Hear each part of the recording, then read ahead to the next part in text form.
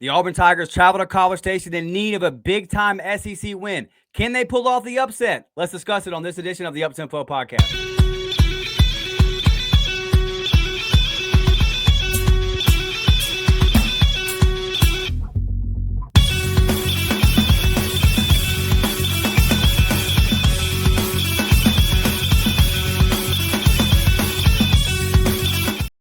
Let's go. What's up, everybody? Welcome back to the latest edition of the Uptempo Podcast. As always, I'm your host, Dustin Smith. Game preview edition. It's already game number 5. The 3-1 Auburn Tigers traveling to College Station to take on the 9th-ranked 3-0 Texas A&M Aggies. The kickoff time is 2:30, and the game will be broadcast on ESPN. Auburn's 6.5-point underdogs. The ESPN matchup predictor has Texas A&M a 69% chance to win the game. The national media, the SEC media, no one has given the Auburn Tigers a chance. I'm going to tell y'all why they're wrong, man. And before we get into that, please do me the favor of liking the video, subscribing to the channel if you haven't done that already. If you're listening over on Spotify, Apple, wherever you get your audio, do us the favor of turning on your automatic downloads and leaving a 5-star review. You guys have been doing a great job, and the growth of the Uptempo Podcast this month has been awesome because of you guys. I cannot thank you enough. So we're going to get into the key matchups. We're going to get into our keys to the game, and I'm going to give my score prediction at the end of the episode. But I just kind of got some notes here on Texas A&M. Very explosive offense that I want to get into, and they do some things on defense pretty well also. 22 plays so far for the Texas A&M Aggies of 20-plus yards. They are averaging 300 passing yards a game and 150 rushing yards a game. Only 9 teams in FBS are doing that right now. So they can make it happen. They can do it through the air. They can do it on the ground. And you know what Marcel Reed is capable of with his legs. You got to contain him. Marcel Reed is averaging 289.7 passing yards a game. And on top of that, the young man has 142 yards on the ground. And A&M had an early bye. Again, they've only played 3 games to Auburn's 4. So pretty impressive numbers so far for the signal caller for the Aggies. And then Mario Craver, 443 yards on 20 catches. That young man is averaging 22.2 yards a catch. They got a dynamic wide receiver. They got a couple of dynamic wide receivers. And Mario, he is definitely a threat downfield. 22 yards a catch. My goodness. So obviously you got to contain him. They're defensively, what do they do well? They are top 20th in the country in tackles for loss and QB sacks. If there's one thing, and I always look at third down, they're 30th in third down conversion rate. So that's solid. They can get after the passer. They can get you behind the backfield on the running plays, behind the line of scrimmage, and force you into third and longs. And then they're 30th in the country in third down conversion rate on defense. So, they're solid at it. So they can force you into those situations. And then they're pretty good at getting you off of the field. So those are just some of the notes. Kind of what to look for. Again, I see an explosive offense that can make big plays, and defensively, kind of the same thing. They can sack you, they can tackle you behind the line of scrimmage and set you up in 2nd and 13, 2nd and 14, and that's a situation that haunted Auburn last week. So as we get into our keys to the game here, Auburn's offense is averaging 198.3 yards on the ground. Texas A&M has given up 139 yards a game on the ground. So establish the run. Auburn last week was in 3rd and 10+ all game. Auburn's average distance on 3rd down last week was over 10 yards. Can't live like that. You can't live like that on the road in the SEC.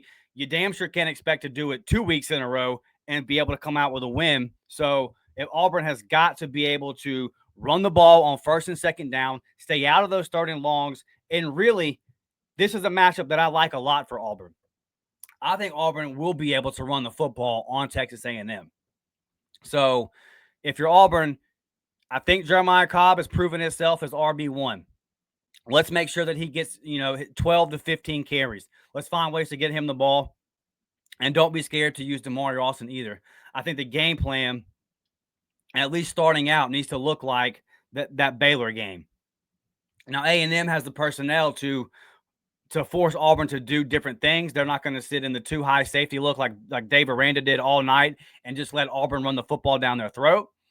So they are definitely going to try to force Auburn out of that. But I think Auburn, even with A&M trying to stop the run, I think Auburn is just better at it. I think Auburn's rush offense is better than Texas A&M's run defense, and that Auburn should be able to find some success. Really, you just again, Texas A&M with all those tackles for loss that they've been racking up, that's kind of the key there is you got to just avoid the negative plays.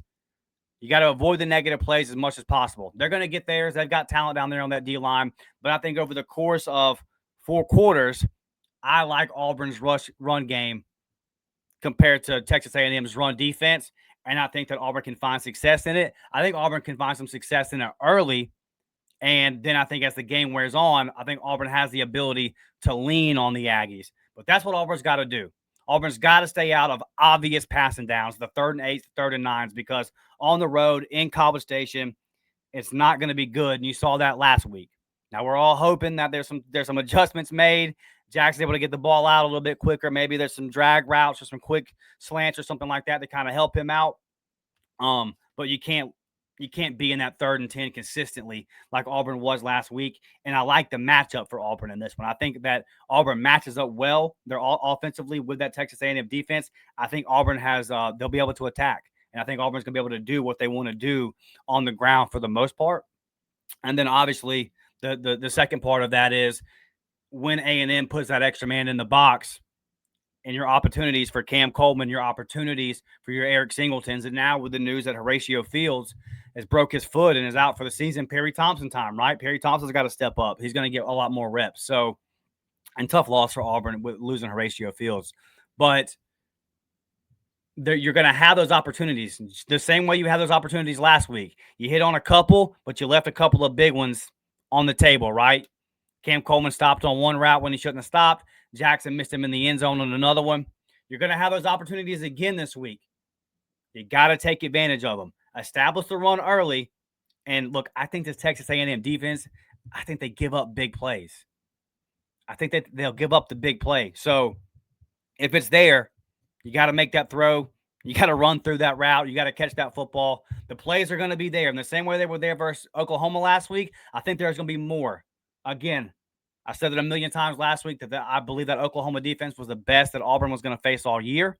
So, and you were still had opportunities. Auburn still had opportunities to make plays in that game, and just they left a couple on the table that would have been game changers. Let's not do that this week, but I think that Auburn can definitely help themselves because I like the matchup. I think Auburn will be able to run the football and get that 3rd down distance to a lot shorter. And then again, just over a 4 quarters of ball, I think Auburn will be able to really start in the second half, late in that 3rd quarter, early in that 4th quarter. If Auburn sticks to it, I think Auburn can establish that run and really kind of start to lean on that A&M defense. So looking at the defensive side of the ball, you got to limit explosive plays. And that's easier said than done versus Texas A&M offense. I went through it again, 22 plays of 20-plus yards in 3 games. My goodness, right? My goodness, that's definitely something to worry about. Marcel Reed has the ability when you have everything shut down to turn a 3rd and 7 into a first down with his legs. So you're looking at guys like DeMarcus Riddick and Elijah Melendez and that linebacker core there of being able to keep him contained. Probably going to be some QB spies and things like that. But, man, they got, again, an incredible wide receiver duo. And they're explosive. Like, they've got explosive guys on that offense that can turn a 5 or 6 yard play into a 30 or 40 yard play at any moment. So if you're that Auburn defense, you have got to stay contained when Marcel Reed escapes the pocket. But also, you just gotta play smart. You got to keep your head on a swivel. And when the tackling, I thought the tackling versus Oklahoma was the best it's been all season. So you have to bring that kind of performance defensively. It can't be what we saw the first 3 weeks with the bad tackling. You got to wrap up when you get the guys wrapped up. And again, maybe it might be a 6 or 7 yard gain for Texas A&M. But wrap up when you get there, be sound in your fundamentals, and don't let that 6 or 7 yard gain turn into a 50-yard backbreaker, because A&M has multiple guys that have the ability to do that at any time. Also, create turnovers. You got to create some turnovers. Auburn's done actually a really good job of this the past couple of weeks. You know, well, I don't want to harp on it too much, but you created a turnover for a touchdown in the first drive versus Oklahoma, and the SEC replay officials decided that you didn't. So it is what it is with that, but you just got to keep grinding away, man. You got to keep at it. And one thing that is I like about this Auburn defense is if you can shut down that Texas A&M run. Auburn's 19th in the country right now in the third down conversion rate, an opponent third down conversion rate on defense. Auburn's 19th in the country on third down defense. So doing a pretty good job of getting off the field.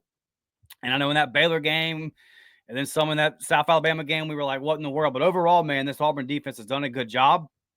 So kind of the same conversation that we had about Auburn staying out of third and long. It meant force A&M into some of those situations. And then you let Keldrick Falk, you let Cameron Crawford, you let those guys eat. But for me, it's really this A&M offense thrives off of the big play. And they're going to make some of those.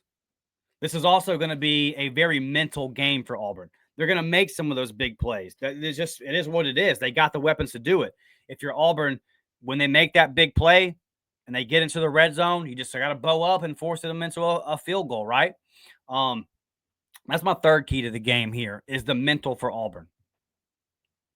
Last week was what it was. It's very frustrating. For fans, we can complain about it forever. But the team can't. The coaching staff can't, obviously. They've got to move forward. They've got to move on. They've got to put that Oklahoma game behind them. That's a mental hurdle because that's a brutal loss. You felt like you won the game. You felt like it was taken away from you. Auburn can't live in that world. They have to acknowledge the mistake that they made. And from everything that we've heard all week, it sounds like Q was pretty hard in the film on special teams and the pre-snap penalties and all that kind of stuff. So all of those issues have got to be cleaned up.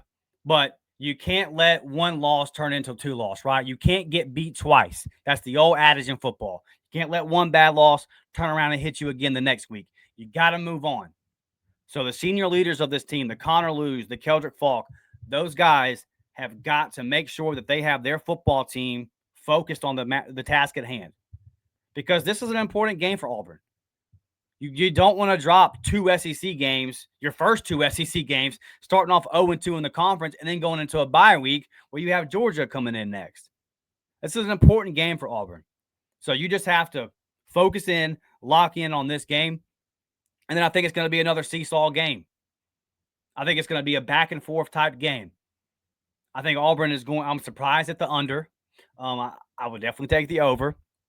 And I just think there's going to be a lot of big plays in this game for both sides. Marcel Reed's going to make the big plays. Mario Craver is going to make the big plays. If you're Auburn, just, hey, when that happens, well, you got to limit them, right? Like I just said, you got to limit them. But when it does happen, because it's going to happen some, just focus on the next play. Hey, man, maybe they get a 30, 35-yard run. Maybe they get an explosive 30, 40-yard pass play, and you get them in the red zone. You come out that next play on 1st and 10, get a sack. Just focus on the next play. Don't get too beat up because you're most likely going to be in a 4-quarter game again. And that's where the mental part of this comes in. If you're in another 4th-quarter battle in an important game versus an SEC team, can Auburn stay focused and display the killer instinct that we really haven't seen so far under Hugh Freeze? Can Auburn finally get over that hump? A big part of that is just not getting down on yourself because that doubt can start to creep in. And if that doubt starts to creep in, Auburn can't even allow it to creep in. You've just got to stay focused. You've got to come out this week and decide this is the week, man. This is the week where all that crap stops. We're not going to beat ourselves this week. A&M's a good team. They're going to make their plays, but you've got to stay focused on you, stay focused on the next play, and just find a way to come out with a win. There's never a football team is never going to play a perfect game, right? There's always going to be something that you can look at and say we should have done this better. Don't let those mistakes, don't let one mistake turn into 3 mistakes. And this is the kind of game where Auburn's just going to have to stay focused and stay locked in. Tough environment on the road at College Station. If I want to see the Auburn Tigers come out pissed off. And I think you should if you're Auburn. Use what happened last week as fuel. And say, this time we're going to beat this team so bad that the refs don't matter. And acknowledge the mistakes that you made. Play a lot better on special teams. Don't commit the stupid pre-snap penalties if you're the offensive line. Use that as fire. And then on top of that, Despite how well you played last week, you dropped out of the polls. And the media, again, is giving you no chance. 69% says ESPN that A&M is going to win. You're basically a touchdown underdog again on the road. No one believes in you. No one thinks that you can pull it off. It's time for Auburn to lock in, man, and get this big win and prove that they're flipping the script and prove that now is the time for Auburn football to return to being a respected program. I'm about to give my score prediction. Before I do, I want to talk to you about these memberships real quick. $3.99 a month will get you into the JV squad. $5.99 a month will get you into the varsity squad. JV squad gets you members-only live chat, member shout-outs, priority reply to comments. It gets you in the game day group chat, early access to videos, and exclusive gifts. The varsity squad gets you all of that, plus exclusive recruiting update videos. Not a whole lot happening on the recruiting front right now, but if you pull out a big win or two, some things might start to change. Gameplay with me, whether it be Xbox, PlayStation, whatever you have, we can get down on it. And discounted merchandise over on the warreportshop.com. This is a great way to support the podcast. You guys that are helping out are the backbone, man. Keeping the lights on here at the Up Tempo podcast. Thank you guys so much. And if you're interested in this exclusive content, we're making sure that we drop at least 2 to 3 exclusive podcasts for the members every week. So if the normal schedule is not enough for you and you just need more of the up-tempo pod, sign up, man. Level up. Get into this membership action today. You can't do it on your cell phone. You got to do it on desktop. I've had some people DM me these last couple of weeks and said, I tried. It didn't work. Yeah, you got to get to a desktop and do it for whatever reason. It's kind of goofy on the phone. And if you're somebody who's listening, we got a couple of people that listen exclusively on audio, but they want that exclusive membership, those exclusive podcasts for the members. So they've come over and signed up as well. So again, thank you all of you, the guys that are doing that. Now let's get into the score prediction for this football game. If you've been listening for a couple weeks, you're not surprised by this, right? I said last week, I went back and forth with Auburn and Oklahoma all week. I ended up picking Auburn on the Friday night show. But I said if Auburn could lose a tight one in Oklahoma, I wouldn't freak out because I like Auburn's chances next week in A&M. The only fear that I really have here is the bye week. That's kind of the only hang up that I have, is that Auburn was in a very physical, emotional matchup versus Oklahoma, and Texas A&M's got to rest up and plan for 2 weeks. And they have a really good coaching staff. So if they have a good coaching staff and they were able to just kind of sit back and watch Auburn play, but also maybe, teams, it's not like everyone wins every time coming out of the bye. You see a lot of teams come out sluggish after the bye or a little bit rusty, and maybe Auburn's like still kind of in that mode and pissed off and ready to go. So ultimately, man, I'm picking Auburn 31, Texas A&M 27, and here's the reason that I'm doing that. I just think Auburn's going to be able to run their offense. I think Auburn's going to be able to run their offense. I think Auburn's going to be able to run the football, and I think it's going to be able to set up the pass. I think Jackson Arnold is going to have 50-plus yards with his legs, and I think Auburn hit some big plays on that jet sweep. And then I think they're able to have the traditional runs with Jeremiah Cobb and DeMar Austin as well. And you're going to have multiple opportunities through the air, and I think that Jackson Arnold and Cam Coleman and those guys can connect on most of those. So, and I like the way that this defense is playing.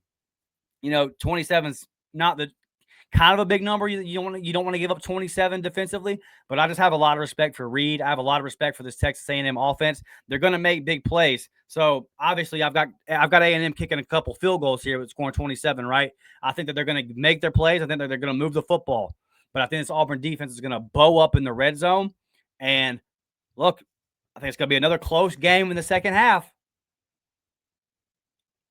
If you're Auburn, we've got to slay these dragons, man. These demons of close SEC games cannot continue to haunt Auburn. The only one that Auburn has pulled off under Hugh Freeze was actually Texas A&M last year, right? The 4 overtime game. So I like the Tiger. I just like the matchup. And the only reason I'm even hesitant on it would be the bye week, and then just we haven't really seen Auburn pull out these kind of games, especially on the road. What is Hugh Freeze's biggest road win as Auburn's head coach? At Cal, maybe at Arkansas. They're not there. So he needs one. Hugh needs a signature road win. 1-9 versus ranked opponents as Auburn's head coach. I think that changes this weekend, man. I like this Auburn football team. I think that this football team is not going to let last week beat them. I like the leadership of this team. I think I like where this team's mindset is at. So it's going to be about when it gets into that fourth quarter and when it's tied, if they can finally stop beating themselves. I'm gonna put it out there. I think this might be the week. Tigers 31, Texas A&M 27. Come on, Auburn. Don't let me down, man. I think this is the week, guys. I really do. I think Auburn is able to run for around 200 yards on the ground, kind of like the season average is. And I just think that there's those big plays through the air going to be there, and I think Auburn's going to make enough of them to win. Give me the Tigers. 31-27 would be going forward. Would be 4-1 going into the bye week, setting that up for a massive night game. Retiring Cam Newton's jersey, everything that goes into that. That coming up week versus Georgia. So huge opportunity for Hugh Freeze. Huge opportunity for this Auburn team. Let's don't let this one slip, man. We knew that coming into the season, looking at this tough back-to-back road games of at Oklahoma, at A&M, we all said, man, if you can just get one of them, you felt like you should have had it last week. There's not a whole lot you can do about that. Let's clean it up this week, man. Clean up the penalties. Continue to protect the football. Continue to create turnovers on defense. Hopefully the refs don't take them away. I like my Tigers, man. Hey, before we get out of here, do me that favor. Hit that thumbs up button. Sub to the channel. For our members, we will have some exclusive content dropping for you guys here shortly. So stay on the lookout for that. And we will be back Sunday morning, 9 a.m. with my guy Nick, hopefully reacting to a big-time SEC road win for the Auburn Tigers. Until then, I hope you guys have a good week. War Damn Eagle, and God bless. I'm out.